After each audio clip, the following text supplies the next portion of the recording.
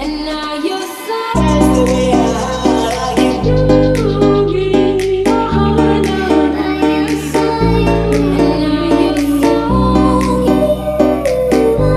my energy, my guiding light. And now you're so that's the way I like it. You give me your heart now. And now you're so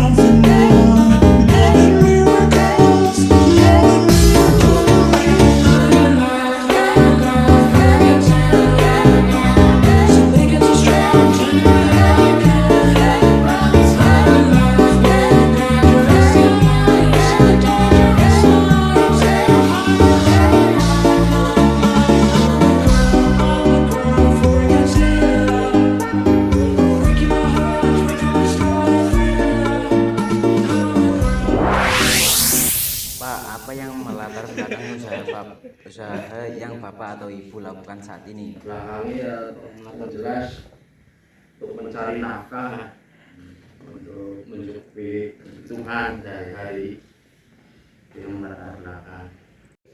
Sejak kapan usaha yang Bapak atau Ibu gelutin dimulai? Sejak kalau nggak salah itu tahun 2010 awal mulai usaha ini. Iya. Bagaimana Pak atau mendapatkan bahan baku untuk usaha ini?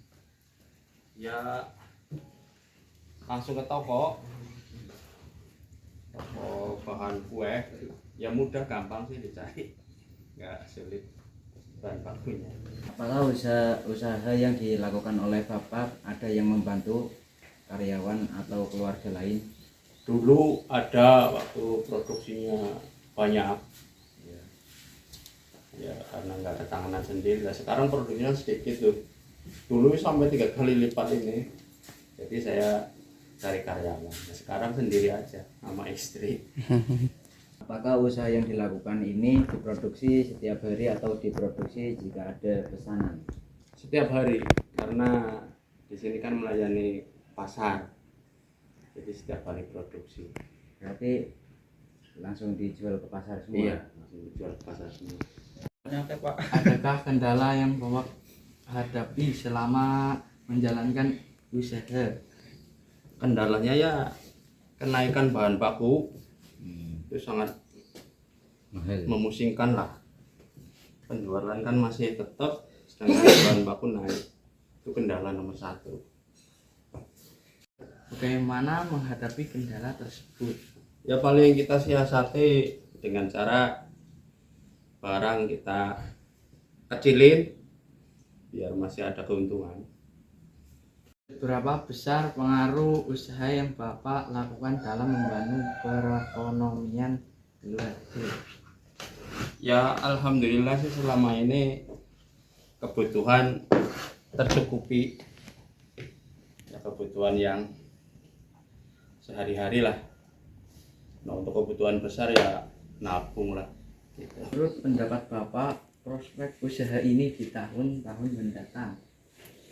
Prospeknya ya tidak terlalu menjanjikan lah, karena bahan baku itu naiknya nggak ketulungan, dengan daya jualnya itu nggak bisa naik. Kalau seandainya daya jualnya bisa mengikuti kenaikan bahan baku ya produknya cerah. Tapi di pasar kan susah untuk naikin harga jual begitu. Jadi prospeknya ya cerah-cerah surat. Inovasi apa yang akan Bapak lakukan agar usaha ini tetap berjalan dan semakin maju? Inovasinya ya kalau bisa naikin harga di pasar, itu sih kepenginnya. Kalau nggak naik-naik ya susah lah. Kalau inovasinya ya gitu kelihatan. Bagaimana sistem pemasaran yang dilakukan selama ini? Sistem pemasaran jadi kita kasihkan ke pedagang-pedagang setiap pasar. Ada yang di pasar Kebumen, pasar Kutoarjo, Purworejo. Jadi nggak di pasaran sendiri, nggak, sisanya baru dipasarin sendiri di pasar Lawas Kuto ini. Apakah Bapak telah tergabung dalam organisasi untuk menambah pengetahuan dalam usaha Bapak? Dulu pernah ikut awal-awal saya bikin ini di Sariboga, tapi sekarang udah nggak mengikuti lagi. Apakah pemerintah pernah memberi bantuan, misalnya bantuan alat atau modal usaha Bapak? Ya selama ini sih belum pernah sama sekali membeli bantuan. Tapi kalau saya dengar sih sekitar sini ya banyak yang dikasih bantuan, tapi alhamdulillah saya enggak. Harapan terhadap usaha ini untuk kedepannya gimana Pak? Harapannya ya bahan baku stabil, terus harga jual bisa meningkat, jadi kita bisa menabung. Bagaimana harapan Bapak untuk generasi muda seperti kami Pak? Oh, generasi muda ya harapan saya jangan usaha kayak gini lah, capek. Usaha yang sedikit usaha tapi banyak uangnya, hasilnya Pak, hasilnya banyak. Ini kan capek banget, hasilnya nggak seberapa gitu. Harus lebih inovasi lah anak muda. Saran Bapak untuk generasi muda yang ingin membangun usaha bagaimana Pak? Saran saya ya harus jeli melihat celah pasar. Ya, dengan modal yang sedikit, omset sebesar-besarnya, gitu saran saya. Celah pasar sekarang kan sistem online. Iya.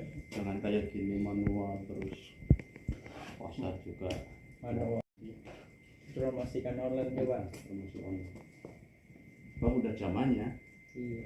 Mungkin pemasaran cara di pasar langsung mungkin bisa tergerus oleh zaman. Saya harus jadi melihat peluang